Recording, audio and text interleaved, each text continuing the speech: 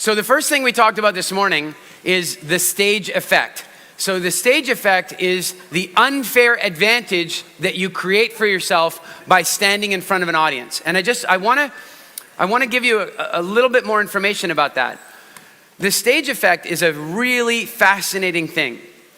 The stage effect is kind of like, it works like this. The quality of your presentation plus the size of the audience creates the level of attraction you create as a speaker. Does that make sense? Yes. So what that means is that the bigger your audience, the more attraction that's going to happen. And I've noticed this very much in my career because when I would go out on tour, when I launch in a new country, I might go on a tour in a new country and nobody knows me, and so I go there, and some of the events might have 20 or 30 or 40 people, but then some of those people end up coming to one of my workshops. Those people have a certain attitude toward me when they come to the workshop. As my career in any given country gets bigger, like I came here to Tallinn some years ago and I did an event and there were about 2,500 people in the audience. When those people come to my events, they treat me differently than the people who saw me with 30 people. Because there's something powerful about people watching you. The same thing applies on YouTube. Somebody sends you a video and it's got 4 views, and somebody sends you another video and it's got 4 million views. Which one are you gonna watch? The views are the size of the audience. And so if it's got 4 million views, you're more likely to watch it. If you've got 5,000 people in the audience, it creates more attraction. And so what this means is that when you stand up in front of an audience and you deliver from your heart, you are creating a level of attraction that is far beyond what you can create one-on-one. If there's 10 people in the audience, it's far more attraction than one-on-one. This is so important because in marketing, there is no system of marketing that is more effective than personal contact. I'm not talking about effective in numbers. There's many systems that can do better with numbers, but I'm talking about effective when it comes to creating a lasting memory or impression with somebody. Nothing will create a more lasting impression, really, than face-to-face contact with somebody. But the problem is face-to-face contact isn't very practical. How many people can you meet and really connect with in a day? 8 if you really have it back to back and you're spending, I don't know. And look, if you live in England, you can kind of travel around pretty quickly and meet with a lot of people because there's 60 million people living on a postage stamp. But if you live in Canada, it's a little different. I was working in Canada in Vancouver and I had a client in England and we've been doing business for a few years, but we'd never met before. And one day he calls me and he goes, "Eric, we're finally gonna get to meet." And I said, "Awesome, what's happening?" He goes, "I've got a conference I have to go to and I'm coming to Canada." I said, "That's great." I said, what's the schedule? And he goes, "Well, I'm flying into Toronto on Monday. The conference is on Tuesday and I've got Wednesday and Thursday free. So I figure we should get together for lunch." And I said, "Okay, and how are you planning to come out to Vancouver?" And he goes, "I have a rental car." Now, some of you will be aware of North American geography, but some might not, so I just want to put this in perspective. This is Canada for you. If you would like to drive from Halifax, Nova Scotia to Vancouver, Canada, and you have 3 friends to do the driving with you, and the car only stops for you to put petrol in, you eat and sleep in the car, it will take you 4.5 days. It's just, it's a big place. What I'm getting at is face-to-face contact in our world today is not going to be the most effective because it takes so much time. But the good news is that face-to-face contact is even more powerful face-to-faces. It's even more powerful. Let me ask you, and if you already know the answer, I don't need your answer. If you don't know me, you haven't met me, am I introverted or extroverted? How many people think that I'm pretty extroverted? Who thinks I'm pretty extroverted? Seems so. I'm up here on stage, whatever. How many of you think I'm more introverted? So the fact of the matter is, I am significantly more introverted than I am extroverted. You will notice I will walk around here. I don't walk up and talk to people all the time and introduce myself. I wouldn't say I'm shy, I'm just introverted. And one of the greatest tools of the introvert is learning how to be great at storytelling and standing on stage, because then you don't have to go meet people. They come and meet you. It's different. You meet them all at once. It's an incredibly powerful thing. But that's social, but what about economic? And so the example I often use economically is that if I'm a business consultant, and let's say I've got my friend, Eric and Derek, and I am the introverted business consultant, and he's also an introverted business consultant, and we've decided to buddy coach each other. We're gonna try and get through our stuff. And what we're gonna do is we're gonna go to a networking event, and we're gonna try and have a competition to see who can meet the most people. So introverted business consultant Derek goes off to the event, pocket full of business cards, and he's handing out business cards, and he's meeting all the people. So good to meet you. I'm so happy to meet you. Here's my card. Do you have a card with you? Do you have a card as well? Can I have? And Derek is meeting them all. And at the end of the day, he's got a pocket full of business cards.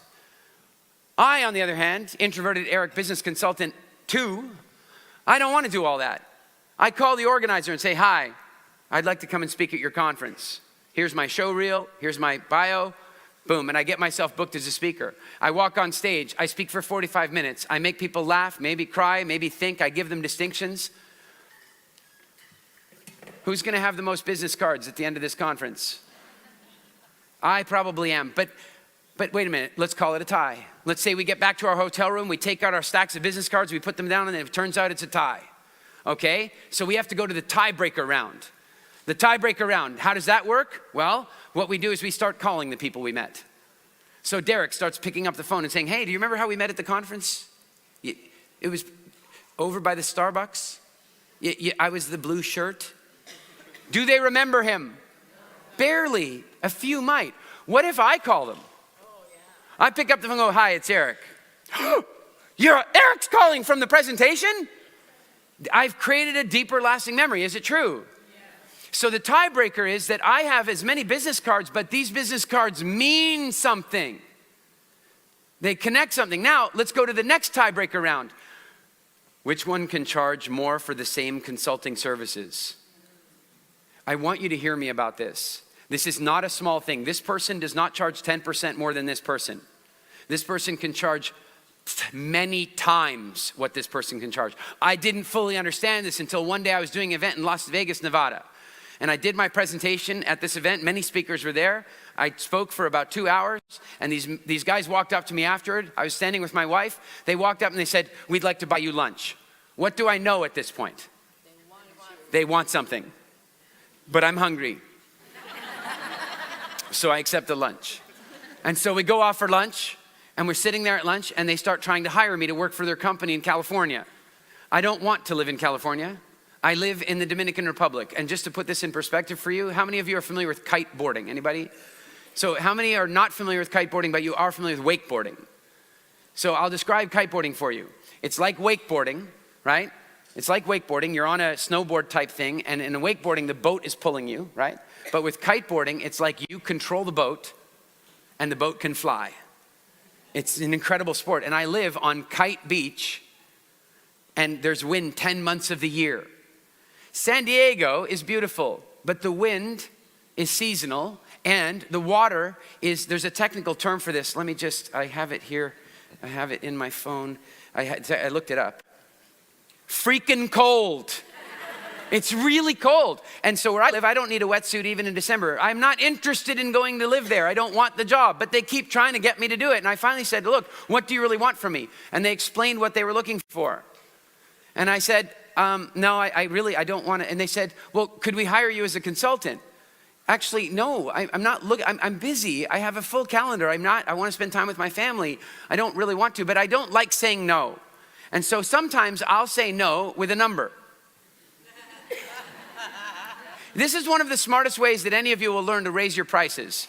You deliver so much value that people want to do business with you, and then you say no with a bigger number. And so I decided to do that. They go, well, could we have you come in for like 1 week of the month for 6 months? And I want to say no, but I don't. Instead, I said, sure. It'd be $20,000 for each week. They said, okay. I said, oh, shit. And then I said, wait, whoa. Before you say okay, I don't fly on the weekend. I'm with my family. I fly on the Monday, and I fly home on the Friday. So it's 3 days, $20,000. And they said, okay. And so for the next 6 months, I did this. Before that, I would have sold days for a fraction of that amount if I was open to consulting, which I wouldn't have sold because I didn't want it. But all of a sudden I found the stage effect has an immediate and powerful financial return. It helps you sell things. It helps you get a job. It helps you get that promotion. It helps you get the funding for your business. It helps you recruit people for your company. It is the ability to leverage. It's so powerful. Now, in order for that to work though, we have to have some skills. We talked today about how to get more comfortable, but now what we have to do is talk about some skills. One of the most important skills you can develop as a speaker is the ability to go to a conference and deliver a talk that will appeal to the highest percentage of the whole audience, irrespective of the topic. Because you will occasionally get asked to speak at conferences where there's a wide variety of people in the audience and your topic might only appeal to half or a third of the people. Is that possible? And so the trouble is you'd almost be better off if the other people would just leave. Because if they stay in the room with their naysayer energy, if they stay in the room checking their Facebook, if they stay in the room talking to each other, they're gonna ruin the energy of the room and they're gonna distract other people from your presentation. You know, they don't all sit on their side, right? You got the interested person and the disinterested person and the interested person, and then it messes up the room. And you can't make them leave. And so what you need to do is keep their attention. And so doing that, we use something we call broad spectrum appeal. That is to deliver with broad spectrum. It's to deliver in a way where the audience likes what's going on, even if the topic isn't a direct match for them. So there's some keys to this. The first key, use stories. We already talked about it this morning. Stories are the operating system of the human mind. Look, if you tell somebody something, they're not going to remember it. But if you relay the information to them in a story that triggers emotion, they're going to remember it. You see, your mind has too much stuff to process. And so what it does is it decides what to hold on to. And what it will hold on to is anything that has an emotion attached to it. Does this make sense to you? See, if you have a day that's completely boring and you have no emotions about that day, are you going to remember that day? No. But if you have a day where you had an intense emotional experience, like say somebody drove into your car, are you going to remember that day? You had an intense emotional experience. If you have no emotion, there'll be no memory. If you have too much emotion, you could end up with PTSD. That's ultimately what it's about, is that the emotion is so intense that it writes the memory in so solidly that it can't be shaken out.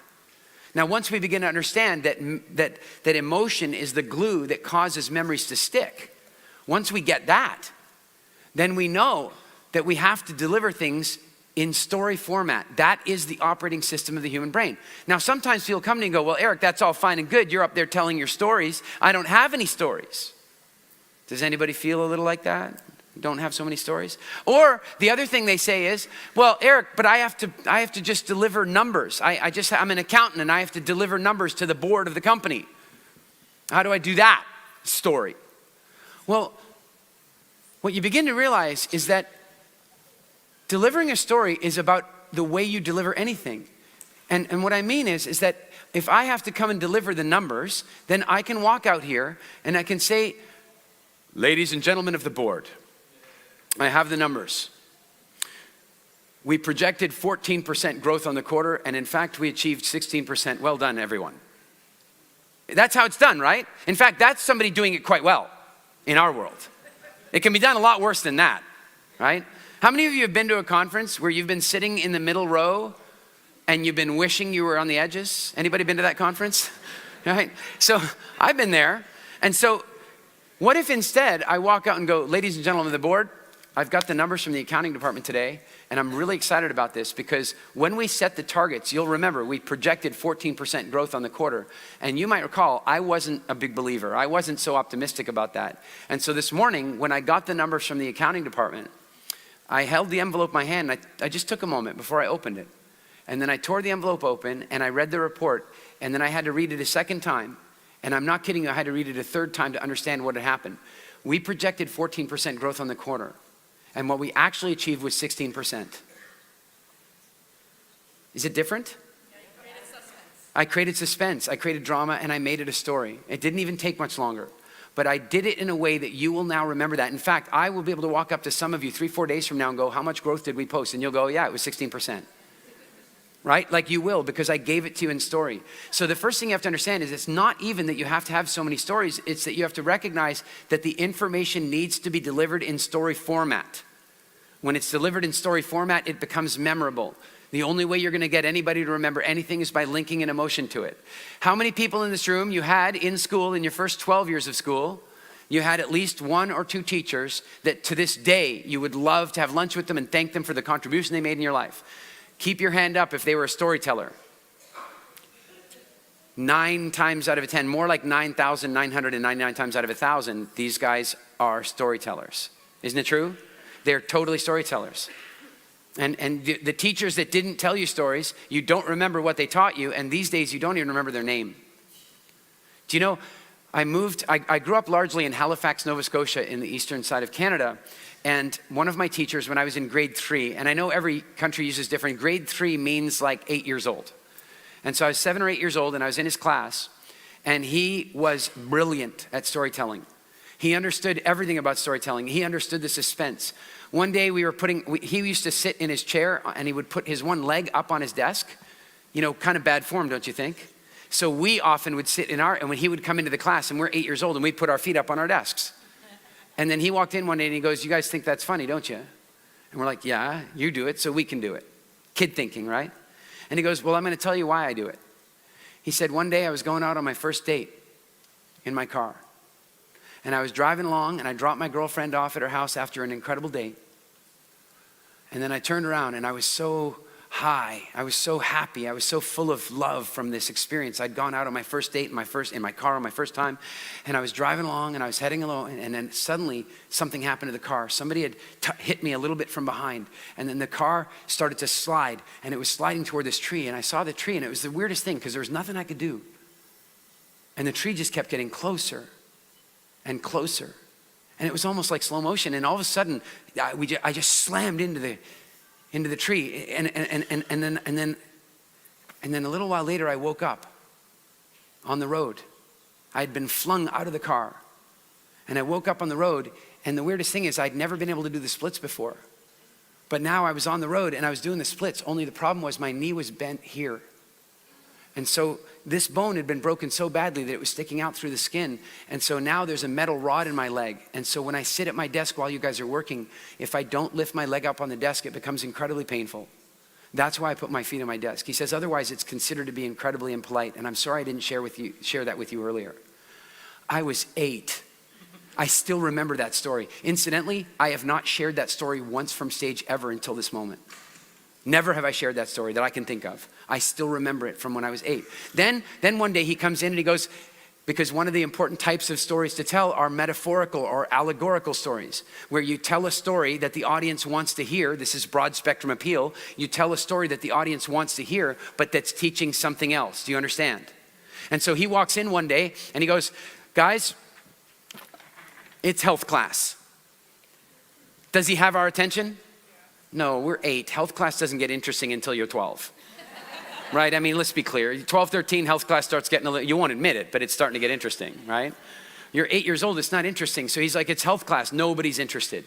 And he walks up to the blackboard and he takes out this thing and he's like,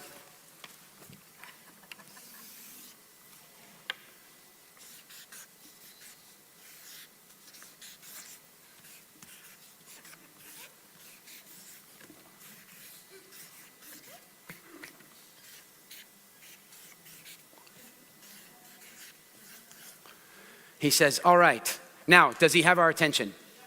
Why does he have our attention? It's 1978. It's 1978. And how many of you guys are Harry Potter fans? Okay, however big Harry Potter got, it will never hit society the way Star Wars did. Not ever. You watch any 3 hours of television in North America, any 3 hours of television, news, sitcom, movie, you will hear a Star Wars reference. It's the way it is. He understood this in 1978. In 1978, he was drawing characters from the Star Wars universe, and he did this. He goes, now, this force field. Was he brilliant? This force field is your skin. He says, these are antibodies They are defending you. And these are the germs and bacteria that are trying to get into your body and make you sick. I was 8 years old, and that's exactly what the blackboard looked like, because he understood how to tell stories. Storytelling will change everything about the way you do a presentation. It will change everything about the way the audience receives it. And the beauty is, stories are broad spectrum automatically. The toughest audience I ever had, the absolute toughest audience I ever had, I got this phone call, Eric, would you come and speak for this inner city school in London? I will speak for schools pretty much unreservedly if I'm around, if I'm nearby. And I'll do it pro bono. If I'm around, it's free. I'll show up and do it. The one thing is that when I'm doing pro bono speaking, I won't always put the same level of preparation as when I'm getting paid. I have things to do in my life. So if I'm speaking for free, I just kind of show up and wing it. I've got enough stage experience that I can usually pull that off. It's okay. And I get to the school, and I haven't done any research, and I walk in, and the headmistress walks up to me, and she says, are you ready? And I go, yeah, totally, I'm ready. I said, which kids am I speaking for? And she said, all of them. I said, oh, really? What kind of school is this? Is it a high school? Because I could speak to all of them. You know, high school, 16 to 18, I could do that. Or is it a junior high? You know, 13 to 16, I could do that. Or is it like the last half of elementary school? You know, 6 to 12, or you say 8 to 12. Or is it elementary school? I could do that. 5 to 8 or something. I can handle that. She goes, no, it's a K-12. I said, K-12, that means, for those who don't understand K-12, it means that the youngest kids will be 4 years old and the oldest kids will be 19. They will be from 4 to 19 in one audience. I said, really? How interesting. I said, how long do I have to speak for? An hour and a half. They're from 4 to 19. And I'm going to speak for an hour and a half. I said, okay, excellent, no problem. And so immediately I start going through the system. I'm going, if I have to create broad spectrum appeal, I got to figure out what's common to all these kids. Like I've got to figure it out. First thing that is common to all of them, stories. Stories are common to all of them. Now you have to tell the stories slightly nuanced, but the fact is, do 4-year-olds like stories? They like the same story over and over and over again. And do 19-year-olds like stories? Sure they do. In fact, layered stories is one of the most valuable skills you can develop in the world, and you all know this, even if you've never heard the term before. Layered stories, this is what I'm talking about. How many of you have ever watched a Disney movie with children, and you've noticed that you suddenly realized as a child, you were watching a movie that was actually made for your adults? Isn't it true? You watch a Disney movie and there's weird little sexual innuendos, adult jokes, and they're all above the consciousness of children. So they're telling two stories. And so this idea of being able to tell parallel stories or multi-layered stories is really valuable. So I'm thinking, okay, I got to tell a story and I got to make sure it's got 4-year-old features and it's got 19-year-old features and all between. First thing I decide. Second thing, what else is common to all these kids? Games. Do 4-year-olds like games? Do 19-year-olds like games? Done deal, I've got it covered. Then I think about, I need one more thing. I need a thread. I need some kind of thread that I can use. And I suddenly realized what it is. And I thought back to Mr. Kolchinsky, Harry Potter, because that was what was going on back then. And if you were 4 years old, did you like Harry Potter? Damn right you did. If you were 5 or 6 years old, did you like Harry Potter? Absolutely. If you were 7 or 8 or 9 or 10 or 11 years old, if you were 12 years old, did you like Harry Potter? Absolutely. If you were 13, 14, 15, 17, 18, 19, did you like Harry Potter?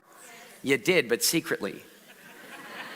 You read the books in a brown paper bag, right? You liked them, but it was a bit of, and by the way, if you were 20, 25, 30, 35, 40 years old, did you like Harry Potter? Damn right you did. My wife and I lined up at a bookstore to buy the final Harry Potter book at the bookstore on release night at midnight, and we had to buy 2 copies because there was no way one was waiting for the other. Harry Potter was pervasive. It was pervasive. And so then I went out and I delivered a talk for these kids, and I used stories. I played a game with them, and I used Harry Potter references. I talked about, guys, I'm going to show you some really cool stuff, and by the time I show you this stuff about your life, all the other people will seem like muggles to you. Did that work for them? Yes. Yeah.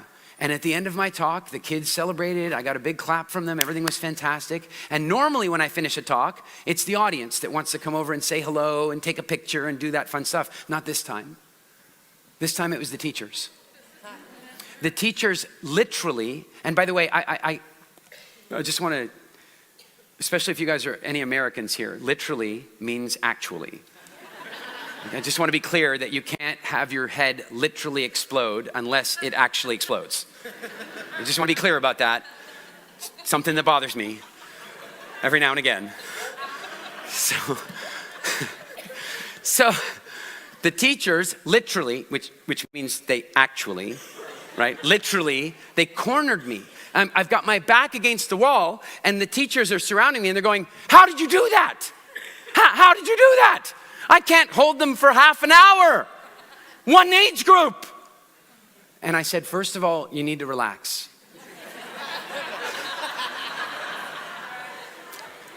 I said, I only had to hold them one time. I only had to hold them one time. And I was new and I was novel. So you can't blame yourself. The first thing is I only had to hold them the one time. And they're like, yeah, but still, like I have to hold them for a whole hour for my class and I just can't do it. You held them for an hour and a half in all the age groups. How did you do that? And I said, and I broke it down for them. I said, guys, it's about storytelling. I told them about Mr. Kolchinsky. And no kidding, they immediately asked me if I could come back and speak at the school again for the teachers. Because teachers are not being taught really effectively how to teach. They're being taught how to babysit and how to run curriculum. Does this make sense? So broad spectrum appeal, it starts with the recognition that story is the ultimate language. It's the ultimate operating system for the brain. And once you get that, then you make sure that your talks always contain a percentage of story. You tell them some information and then you use a story to prove it. Or you tell them a story and they get the information inside the story. But the fact is, no emotion, no memory. Done. Then the next thing you saw me do there is, what is the common thread of the audience? You always want to know what's the common thread of the audience. As best you can, figure out who your audience is and try to figure out what's common about them.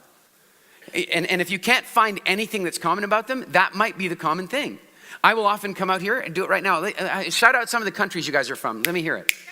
Canada, United States, Mexico, UK, Brazil, Korea, Israel, the Ukraine, Crimea, that's Russia now, isn't it? Ooh, that's not funny. The point is, all of a sudden, I've found something where you're all uncommon with each other, only I've made it common because you're an incredibly international group. And suddenly I can speak to you all about I've created something uncommon into common. Does this make sense? And so you want to look at what the common threads are in the audience. And then let's get to delivery. Delivery is so straightforward, guys. And it's not what most conference speakers are doing. How many of you guys were at the finals, at the Speaking Academy finals? Okay, there were 14 or 15 speeches? Have you ever in your life been to a conference where all 14 or 15 speakers appeal to you like that? What happened there? Do you know what many of you came up and said to me? Many of you walked up to me after that and said, but why were they at a speaker course? That's what they came and said to me. I'm like, you should have seen them on day one. Some of them were very talented on day one. Some of them were so shy and so nervous on day one that if you handed them a microphone, it kind of looked like this. And that's not what it looked like on day 5, did it? So one of the things that we showed them and that you saw was using a range of vocal techniques, not speaking in one tone. You've all been to that conference where somebody stands up and for an hour puts you to sleep. And they weren't even a hypnotist. But they should have been. Ladies and gentlemen, and fellow Toastmasters.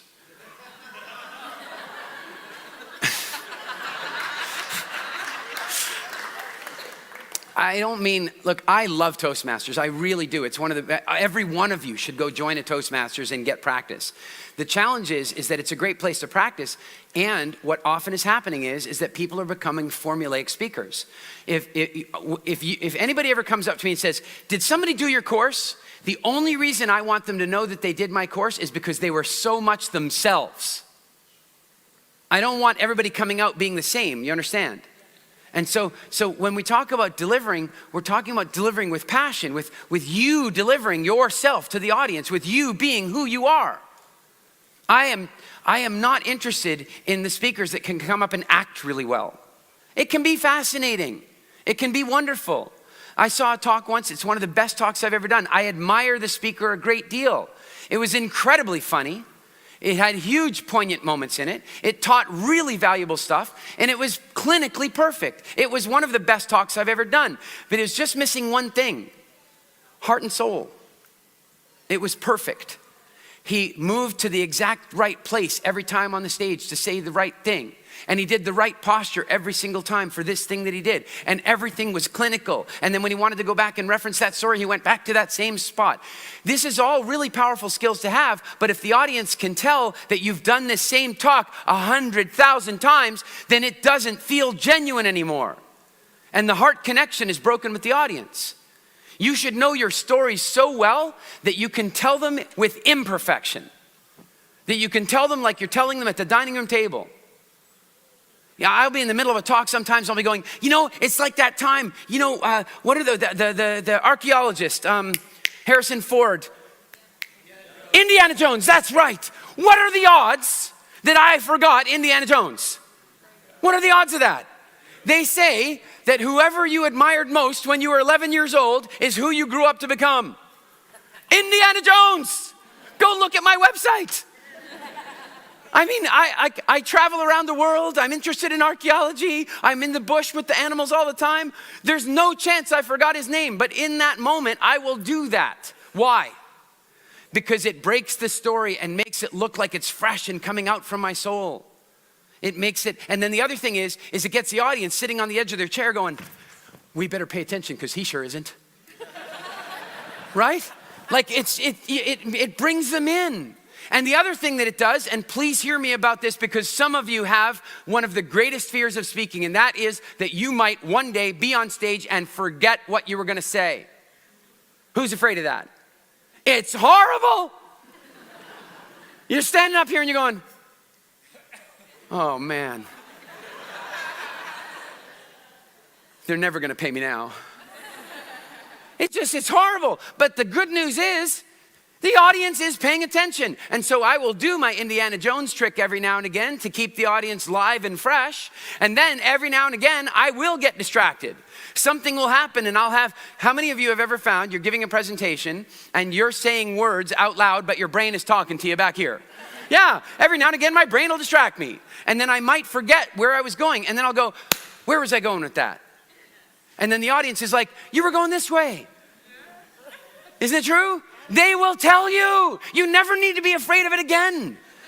Don't be afraid. Just tell really compelling stories. Make sure they're paying attention. Then you don't have to worry about remembering ever again. Because here's the real funny part, is in many of my trainings on speaking, I will do that a few times. And then I'll come to the part where I'm teaching that I do it. I'll do it without showing them. And then I'll go, how many times have I forgotten what I was planning to say or forgot where I was in the story? And they'll say, oh, it's been 3 or 4 times this morning.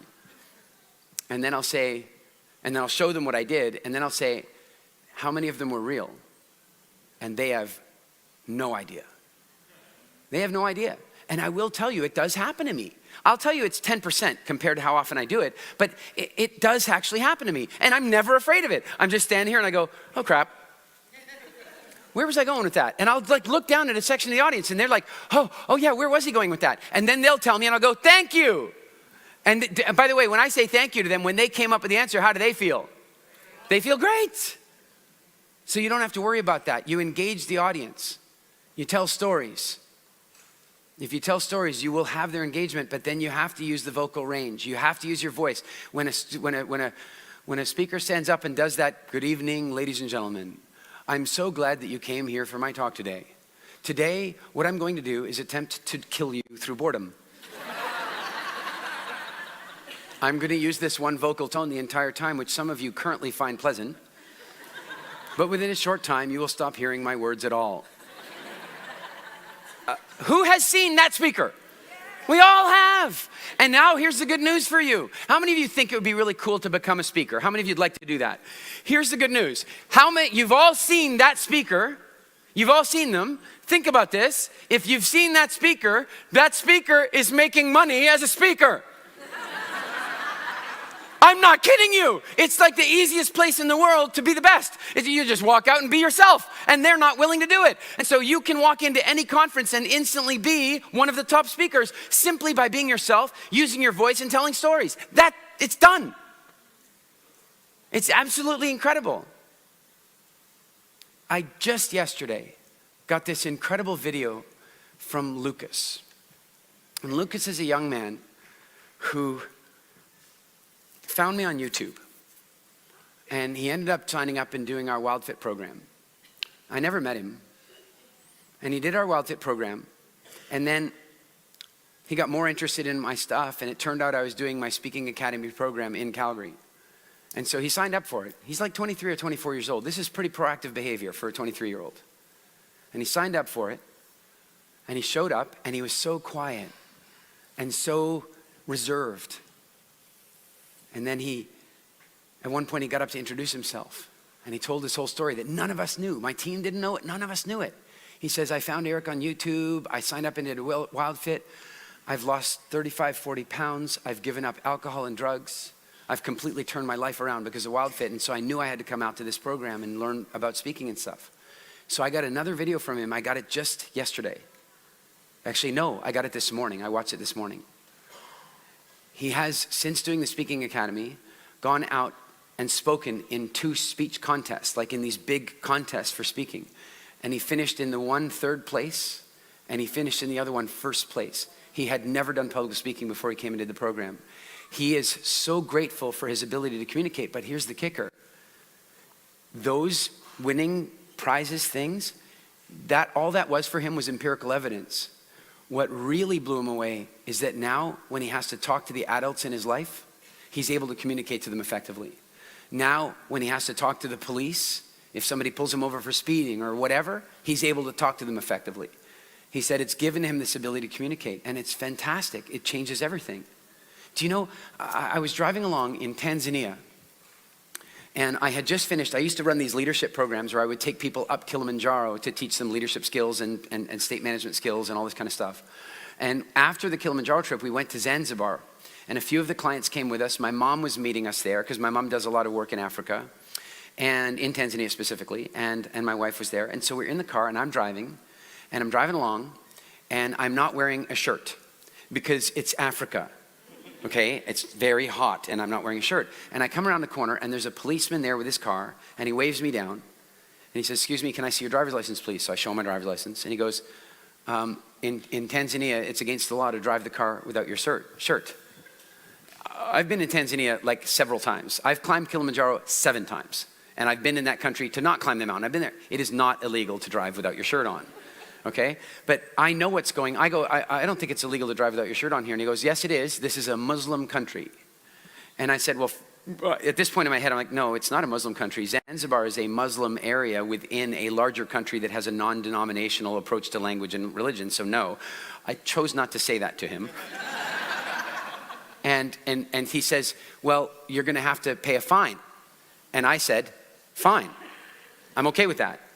I'm not going to pay a bribe. That's what he wants. He wants a bribe, and I won't do that. I'm not going to pay him a bribe.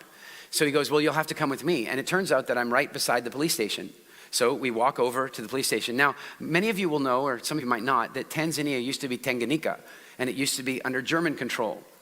And think about when it was under German control, right? Like back in those days, you know, Doberman pinchers and that kind of stuff.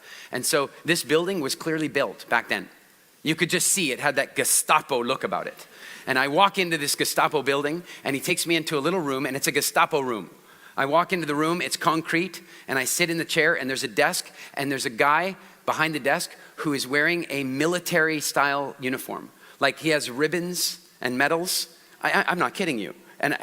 This is all, by the way, designed to intimidate me. I sit down, and as I sit down in the chair, I realize that the lamp over here is aimed exactly at where my head is in the chair, still left over from when the Gestapo was there. I can, if I listen really carefully to the walls, I can hear, "We have ways of getting the answers from you right now." You know, this is all by design to freak me out, but I'm just unfreak-outable. So I'm just sitting there. I just made that up. So I'm sitting there having this, conversation. He goes, "Well, you should be respectful and wear your shirt and blah, blah." I go, "Well, yeah, I guess so, but I don't really think it's illegal. So I challenge you to write me a ticket and show me how it's illegal." And he's like, "Well, maybe we could avoid the whole ticket thing." And I go, "I think we should avoid the whole ticket thing." And he goes, "Well, maybe you could make it worth my while to avoid the ticket thing." And I said, "No, write me a ticket."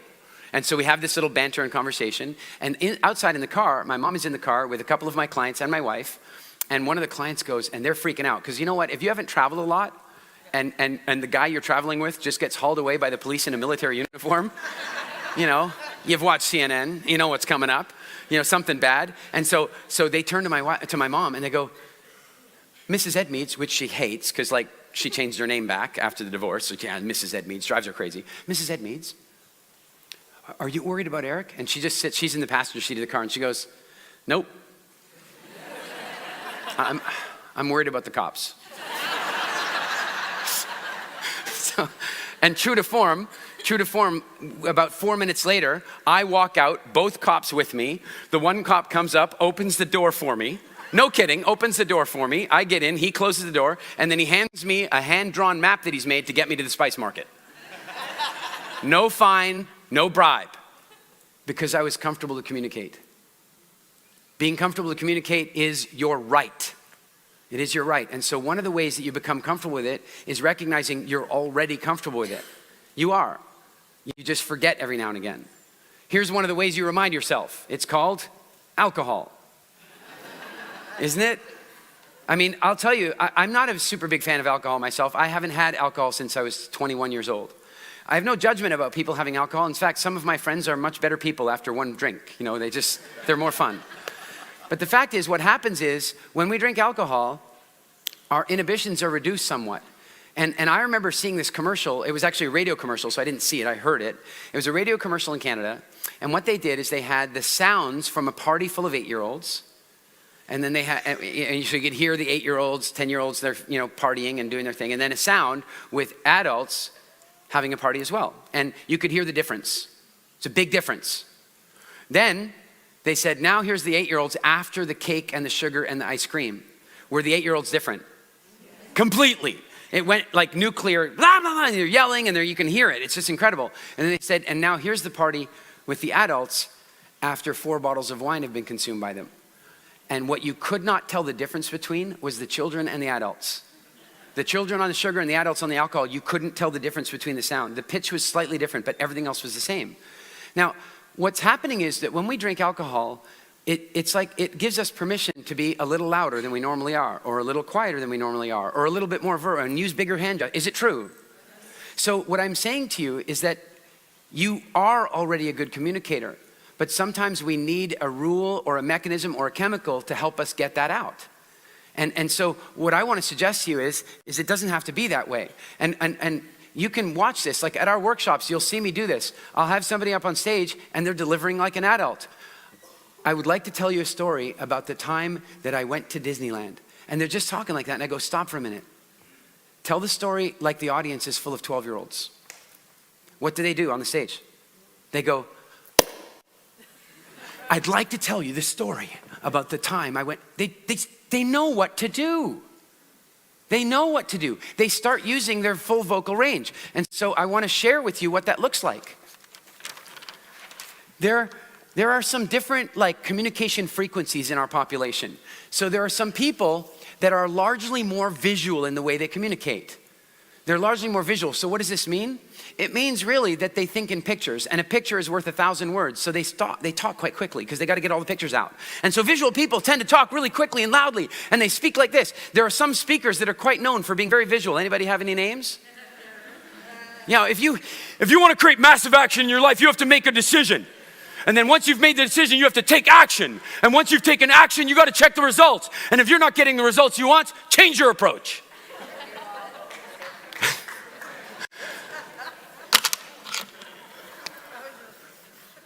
There are other speakers that are more auditory.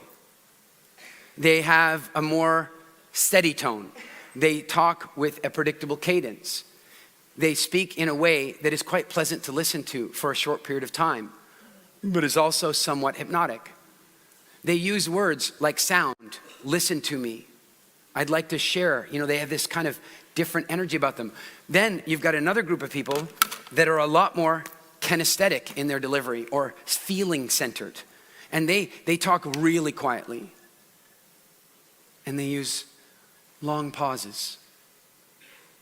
They give you time to process the things they've said.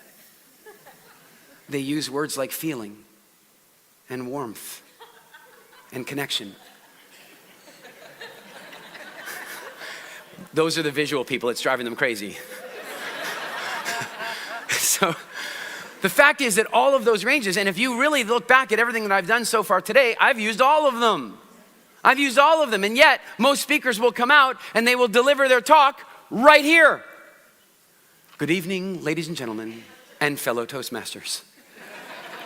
I'm going to continue to speak like this for another hour and a half. And as I continue to speak like this, I'd like you to know that the cabin may depressurize. In the event that the cabin depressurizes, oxygen masks will drop from the ceiling. Ah! So, these people, louder, faster. These people, more cadence, more predictability, better pronunciation. These people, soft, long pauses. These people use words like vision, destiny, see it done. These people are crazy. They say stuff like, can't you see what I'm saying? No, you're not a cartoon, right? And these people here, they use words like, listen, that clicks for me. I like the sound of that. That resonates. And then these people, they talk about, it's in my gut. I feel really warm. Is it true? But here's the great thing, is that your audience has all of those people in it. And it's not that there's 30%. It's not like that. That's the way it's taught very often. If you've studied neurolinguistic programming or psychology, they'll often teach that there are some people that are like this, and there's some people. No, don't do that. It's a thermostat. It's a thermostatic range. So there's some people that are here and here and here and here and here, all the way up. Your whole audience is made up of these people. And I learned this because I'll tell you, it's not just useful on stage, it's useful in your entire life. The first time I learned it, I was 22 years old, and I was in another category, just slightly above this, called global thermonuclear visual. It made Tony Robbins look very quiet. I was so fast and so excited about everything, and I was like this. I was terrified to be on stage, but with my friends, I was nuclear visual. And then I went off and I learned this stuff. And I was in sales, and I was on telesales, and I would pick up the phone and I'd call people and go, hi, this is Eric, I'm gonna sell you some stuff today. And I did very well. I had the highest call levels of our company. I had the highest closing average of our company. I was the best in our company consistently. And then one day I learned this stuff, and I sat down at my desk and I was ready to make more calls than I've ever made before. The average salesperson in our company was making 35 calls a day. I was making 50 a day. Who was making the most money? Me. But I had made a commitment to get to 75 a day now. I was not gonna have a moment of peace. I was gonna make calls every second. And I went down and I went to make my first call. I picked up the phone and there's Marilyn. And I'm going, oh, damn it. I don't want her to be the first call of the day. The woman never takes my call. Never returns my call. But we didn't come here for this to be easy, did we? Did any of you come into this life for it to be easy? Because I want to just put to you that sometimes you want it to be easier, but if video games are any easier, people stop playing them. If books are any easier, you wouldn't read them. And I just want to put to you that the next time your life's a little difficult, you should rejoice in that because you came here for that. Didn't you? I'll prove it to you. How many of you have ever had that breakup? You know the one. The really soul-destroying breakup. Who's had the soul-destroying, crying, awful breakup? What kind of music did you listen to? Okay, you came here because it's delicious. Even the pain is delicious. That's why we listen to that. So glad you made it. I will just sit here and cry myself to sleep. We like it. Okay, where was I going with that? Marilyn. I actually did forget that time. You got me. Marilyn. And so I pick up the phone and I call Marilyn. I'm going to break through. I'm going to get through I pick up the phone. Because millennials, back then we had to press buttons. And before that, we actually had to dial. You might not know this. When we talk about dialing a phone number, it's because we used to have to dial. Anyway, so I press the buttons. And then Marilyn does not answer the phone because she never does, but her voicemail comes on. Hi, this is Marilyn, and I'm not here to take your call. But if you feel like it, you can leave a message,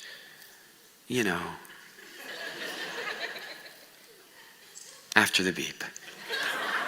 I'm going, beep. Hey, Marilyn, this is it. That's not what I learned. And I delete the message. I put the phone down. I step back from the desk. That is not what I learned. That is not what I learned. That is not what I learned. Okay, I know what I learned.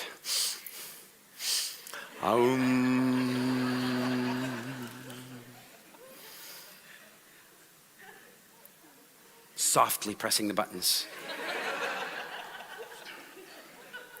Hi, this is Marilyn. It's still irritating me, but I'm going to get through it.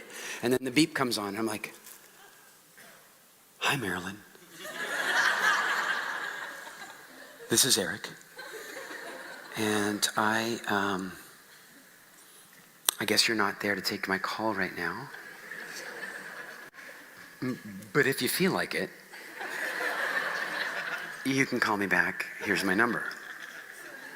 And then I put the phone down, and I felt icky, like it's just, yeah. So then I go back to making my calls, but here's the thing. I was proud of myself. It felt odd and it felt weird because everything new does. Everything new feels odd and weird, doesn't it? And so I was proud of myself that I was willing to get through the odd and new. One of the biggest things you can do in your life is get over the fear of the first 5% of stuff. If any of you are really good at playing the first, little bit of Stairway to Heaven on the piano, it's because you didn't get through the first 5%. If you got through the first 5%, you can play the piano now. And most of us get stumped by the first 5% of new behavior, and I was really proud of myself that I did it. I would never know, because it was a voicemail, I wouldn't know necessarily if it worked or not, right? But then I'm making more phone calls, and then my phone rings on my desk.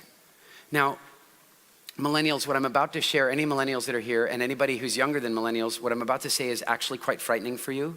So I suggest you grab somebody's hand, just because it's scary. But back then, when people called us, we didn't have call display. We didn't know who was calling. I'm surprised any of us are still sane. And then you know what we would do, even though we didn't know who it was? We answered the phone.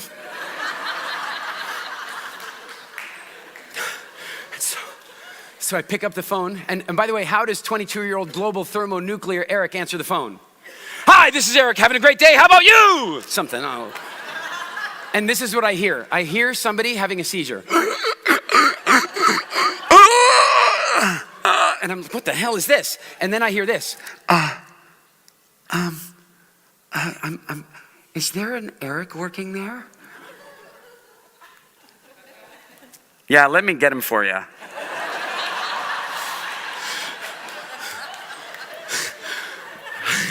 I come back and I go, hi, Marilyn.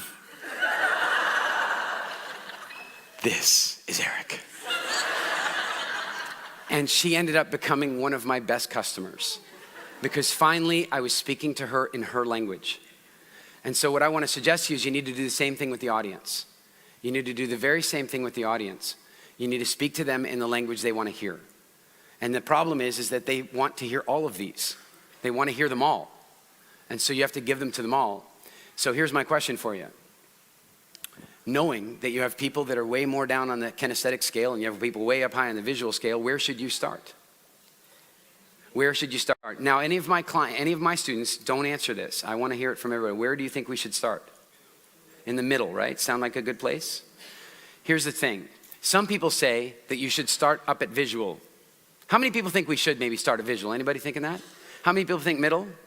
How many people think kinesthetic? Okay, so, and then a lot of people just don't think we should start because I didn't. So, Tony Robbins starts here, doesn't he?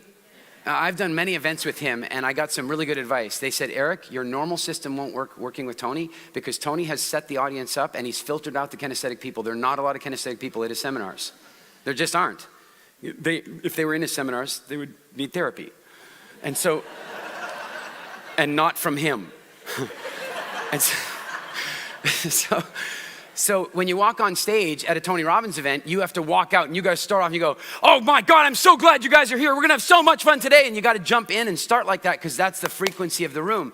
But if you start visual, if you walk out and say, we're gonna have so much fun in this next section, I'm gonna show you how to transform your business and you're gonna learn about marketing and it's gonna be amazing, then the kinesthetic people will call the police. And they will leave the room and they will leave. They will be gone. They will be like physically hurt by your delivery. And frankly, the auditory people, pretty much leaving with them. They might put up with it if they're kind of high end here. But if they're down, if they're a little lower, they're gonna leave too. They're gonna feel pain. They're gonna be gone. If you start in the middle, you come out and you say, good evening, ladies and gentlemen and fellow Toastmasters. Okay, then these kinesthetic people, some of them are still gonna be irritated. And the visual people, no big deal. They barely noticed. But if you start down here, if you walk out and you connect with the room, and you create a sense of connection with them, and then with that connection, you start to build a little bit more intensity and you can bring the speed up into a more auditory tone. And then as you've caught their attention on this more auditory tone, and you start to get more excited about your delivery, then you can build up to a complete crescendo. And you've done it on this ramp. It's called the charisma pattern. And it works because of this. When you start down here, you get rapport with the kinesthetic people. The visual people, they're not injured by what you're doing. In fact, frankly, they don't even know you're doing it because they haven't even seen that you've started. They haven't. You've started and the visual people are still talking to each other. But the kinesthetic people are just going, finally. I like this one, right? And then as you start to warm up, the auditory people are going, oh, I think it started. Yeah, and the kinesthetic people are going, it's been going for 2 minutes already. Come on. And the auditory people are going, yeah, but it's pretty good. And the kinesthetic people are going, yeah, of course it's been good for 2 minutes. But notice the kinesthetic people still think it's good even though it's come up. It's called pacing and leading. And then what happens is you finally build up to crescendo, and once you've gotten to that place of crescendo, the visual people going, it started! And the kinesthetic, and the visual people going, it started and it's really good. It's fantastic. And the kinesthetic people going, it's been fantastic for like 8 minutes already. But notice the kinesthetic people still like it because you took them there. Now, often, I want you to think about this. How many of you guys are familiar with the song Stairway to Heaven? Think about the way that starts. How does it start? It's a folk song, soft guitar. Robert Plant sounds like an angel singing at the beginning. 8 minutes later, what does Robert Plant sound like? And as we wind on down the road, I mean, oh my God. If he started there, the kinesthetic people would never have listened to that song. But it is the most requested song in the history of radio because it runs the charisma pattern. How many of you guys ever heard the song Lose Yourself by Eminem? Go listen to it again. It is the most gentle, gorgeous, soft starting song. And 8 minutes later, Eminem is screaming his heart out. But the kinesthetic people like it because they were taken on that journey. That song spent 13 or 14 weeks at #1. That never happens anymore. When you use the charisma pattern, you really get to take your audience with you. I want you to think about this. How many of you ever watched Martin Luther King? Yeah? So here's the thing. When you see Martin Luther King in the media, they typically show you one part of his speech. Matter of fact, let's go to somebody a little less positive in society. How many of you ever seen a video of Adolf Hitler speaking? Anybody seen that video? What part of the speech do they show you? They show you the crescendo only. They only show you the crescendo. They do not show you the fact that Hitler was a genius speaker. Evil, disgusting, terrible, but a genius speaker. And what he would do with his audiences is he ran the charisma pattern. He would start off soft and he'd bring them up, but the part you see in the movie, the part you see on the old reels, kind of looks like this.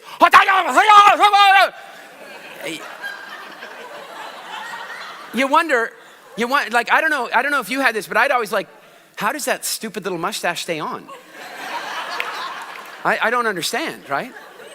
But the same thing when you see Martin Luther King. They will usually show in old archival footage, they show him standing there and he's like, and the first thing you see is, I have a dream. If he started there, they would have had him locked up. They were trying to have him locked up anyway. But the fact is that he didn't start there. It's just that you see it that way. If you go watch the original video, and this is the genius thing you have that I didn't when I started this journey, you have YouTube. You have YouTube, guys, and I want you to know YouTube is not for cute kittens. Okay, it is. But it's actually for really interesting study and archival research as a speaker, because all the great speeches are on there. And if you watch Martin Luther King, he starts off gently. He starts off softly. And then he builds up to a crescendo. And that is the charisma pattern, and that's how it works. It's powerful. And it's not something you only do at the beginning. You can run through cycles of it, as I've done here this morning. At times dropping down softly and then bringing you back up. It keeps your attention. Do you realize that we have been in this room for 3 hours? No, you don't really, do you? And on one level, doesn't it feel like it's been 10 minutes? But on another level, doesn't it feel like we've been here for a week? Because when stories are being told and delivered well, then you create time warp, you create illusion. And you really get to sink things in. You will remember the things we talked about here today. And I want you to take them out and practice them. And I want to leave you with some tips on how you can make sure that you really, really improve your confidence and your skills as a speaker. I want you to remember that you need to breathe properly. That the next time somebody asks you to do a talk and you notice that your instinct is to come up here, I want you to force a deep breath, or 2 or 3. Push your stomach out, not your chest. Push your stomach out when you breathe. It should be like, and then it comes up in your chest. And do 2 or 3 of those and you will feel better. I want you to remember that if you use your eyes softly and you gaze out at the world, you will create a feeling of being incredibly relaxed. I want you to remember that nervousness and excitement are effectively the same thing. And so that if you can learn to create better pictures in your head, you will transition your nervousness into excitement. Remember that nervousness is just excitement about scary stuff. And excitement is just nervousness about super cool stuff. And then I also want you to remember that you start your talk with a really predictable beginning where you can walk on stage. I want you to remember that you walk on stage and trigger a laugh from the very beginning. And I want to end with a little bit of a story about how I do that, how I start many of my talks. Because it was a really important day in my life, and I think it can teach you guys some valuable lessons about belief. I believe that one of the most powerful things you can change about yourself is your belief. And belief is not black and white. It's not I believe or I don't believe. It's not like that. You believe in degrees. Isn't it true? You believe in degrees. And so something like Mindvalley University, something like the courses and quests that you do on Mindvalley, what they're really designed to do is give you information partially, but a big part of what they're designed to do is to help you improve your sense of belief. Improving your sense of belief changes everything for you. It changes the way you see the world. 1% belief allows you to see things that you didn't see before. How many of you had the experience where, you hear this, people talk about this all the time. You decide one day you want to buy a car and all of a sudden that car is everywhere, right? Where was it before? Why couldn't you see it before? I'm going to put to you, you could see it before. Because if you couldn't see it before, you would have tried to park in the same parking spot. You could see it, but you couldn't see it for what it was because it wasn't important to you.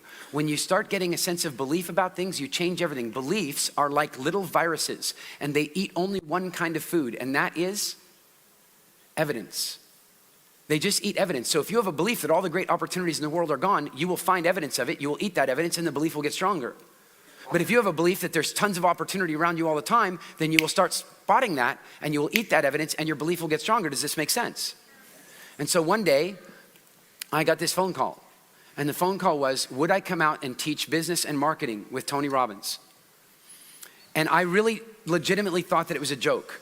I literally thought, as in actually, that it was a joke, that it was a practical joke. And so at first I said, I didn't say no. I was just like, whatever, you don't really want me. And then suddenly the guy's like, yeah, Tony really wants you. Tony really wants you. And I suddenly realized what's going on. The other speaker they had booked couldn't make it. I knew that for reasons. He had passed away. That made it difficult. And then they called, because there was only 11 days to the event, they'd called all the other potential speakers and they'd all said no. And so they were calling me, and it wasn't that Tony wanted me, it's that they wanted me to go and speak. And if they could convince me to say yes, they were gonna go convince Tony. I knew it. I said, Mitch, no. Tony doesn't want me. You need a speaker at this event. You want a speaker at this event. And so you're trying to convince me to do it because the guy died and the other people couldn't make it. And the crazy dude that's always talking about Jesus, he won't even do it. And so now it's me. And if I say yes, you're gonna call Tony and you're gonna beg Tony to let me on the stage. And there's silence on the phone. And Mitch goes, yeah, but I can convince him for sure. And so I agree to do it, and 11 days later, I'm flying along to Fiji. And as the plane comes in, coming up over the palm trees, I can see them below. And I suddenly think to myself, wow, this is a big deal. It suddenly hits me what a big deal this is. I have not been on stage for 3 years. I had been doing no speaking of any kind. Is this a great way to restart my speaking career? Well, yes or no, depending on how it goes, right? I suddenly realized that what I've done might not be so smart. That if I bomb this, it could ruin my career. But if I rock this, I suddenly think, if I rock this, if I really do it well, then not only will I have done well and maybe created some reputation for myself, but maybe I could get on the list so they don't only call me in an emergency. Maybe I could do that. Is that a cool thought? But you know what's really fascinating about the way you dream and the way you fantasize is you can only dream and fantasize from the position you're in right now. You have already achieved impossible things in your lives. And at some point, we buy into impossible, but you've already done impossible things. What happened in my case is, as soon as I accepted that I could get on the list, it was like taking the elevator floor up to another level of possibility. And so now the plane actually touched down in Fiji, and I thought, wait a minute. If I do really well, I won't just get on the list, I want to become the list. Is that a better thought? Yeah. And all that had happened is, as soon as I accepted the one reality, even though it hadn't happened yet, I was able to see the next reality. There is a clue in this. You adjust your beliefs and it changes the way you see the world. And so in the end, I'm told when I get there that Tony will not be introducing me himself. He never introduces the speakers anyway, or rarely. But the biggest reason he's not going to introduce me is that the reason they had my name is my friend Chet had given them my name, and my friend Chet was tone deaf about speakers. Like, he could not tell a good speaker from a bad speaker. He would have gone to that event in Poland, and he would have seen the woman on the stage, thought she was a great speaker. Everybody on stage is a great speaker, so he'd recommended a few speakers to Tony, and they'd all bombed. And so his advice, his recommendation to Tony was like, that was a guarantee to never be at Tony's event ever again. And so I knew that Tony knew that. And so when Tony wasn't gonna introduce me, the reason he wasn't gonna introduce me is he was afraid I'd bomb. So he doesn't wanna go up and say great things about me and then I bomb, right? Is that fair? I get it. And so instead, the Chinese translator is gonna introduce me. And Chinese translator, by the way, is on stage translating live, not like these guys in the booths at the back. By the way, for those of you who are getting this in Russian, are they doing a great job for you? Give the translators a big hand.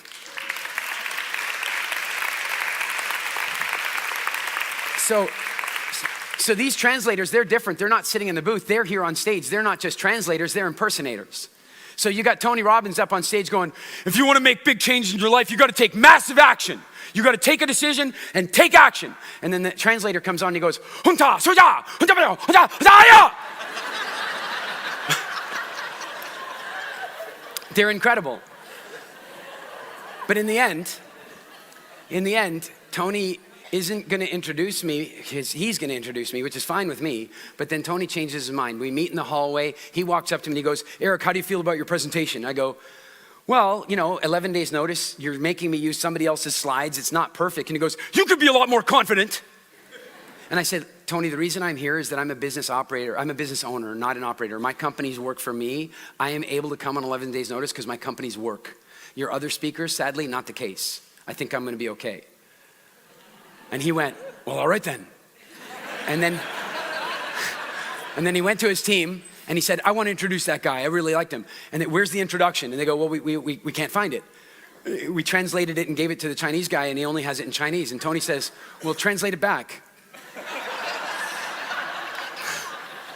And so where the introduction said Eric started his first business and sold it 9 years later, that's what it said, Tony instead walked out and he says, "You guys, I'm so excited to introduce this next speaker. He started his business, his first business, when he was only 9 years old."